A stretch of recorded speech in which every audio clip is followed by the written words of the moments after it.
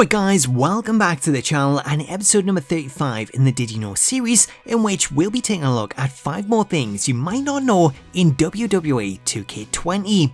As always, if there's anything you'd like to suggest to be covered in this series, then please do leave a comment below and you could see your suggestion featured in a future episode.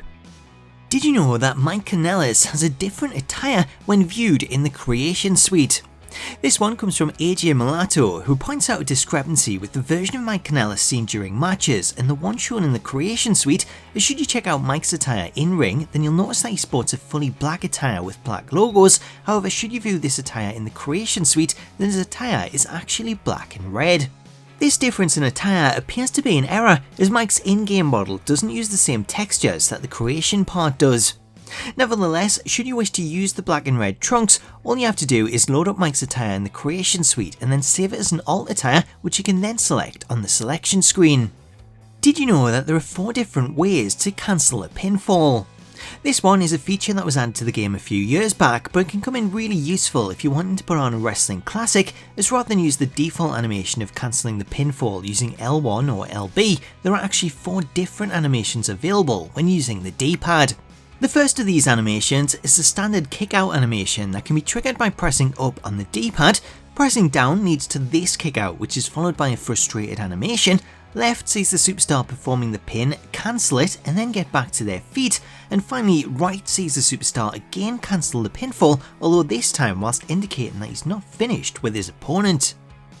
Before we move on, I have a different kind of Did You Know? Did you know that Raid Shadow Legends is a brand new free mobile and desktop RPG game that boasts amazing graphics? The game features 6 different storylines, giant boss battles, PvP battles and hundreds of different champions that you can customize and collect by opening blue shards, where you can potentially pull epic, rare or even legendary champions. Of the shards I opened, I managed to bag a whole bunch of rare characters, including the epic champion Kanellis, who I plan to level up by feeding him the not so great champions like the Crusader. Season 1 is live right now and allows you to win valuable rewards that include free energy refills, gems, upgraded artifact sets and new epic and legendary champions just for fulfilling the daily and weekly challenges. Now, what I really like about the game is the turn-based battles featuring all different kinds of attacks, as I used to be a massive fan of Final Fantasy VII back in the day, and these battles remind me of that.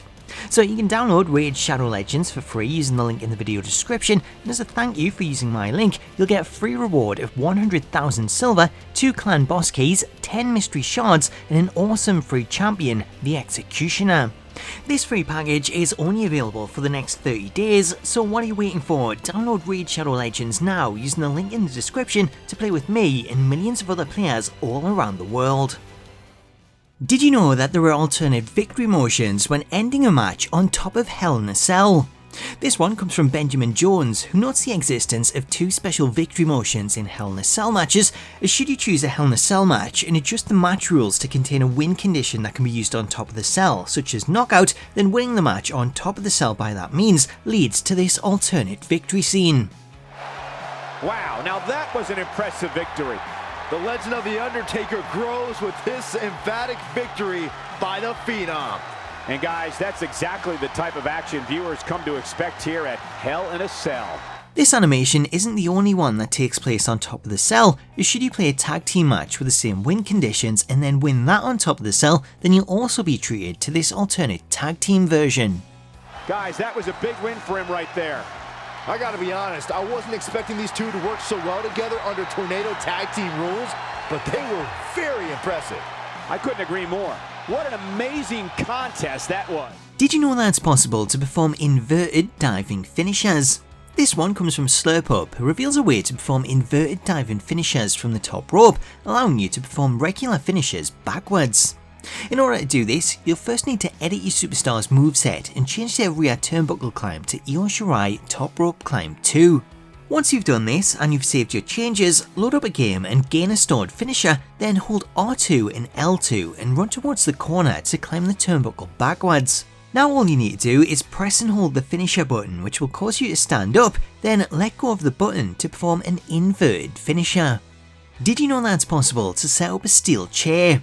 This one comes from Sadie, who reveals a really cool trick that allows you to set up steel chairs in the middle of the ring. In order to do this, you'll first want to head in to create a moveset and assign your chosen superstar the chair throw spinning kick combo that was previously used by RVD. Once assigned, save the changes and go into play mode and select your chosen match type, then head into the match options and change the arena to any arena that has a single announce table at ringside. Once the match loads, head to the outside and grab one of the setup chairs next to the announce table, then get back into the ring and grapple your opponent with the chair.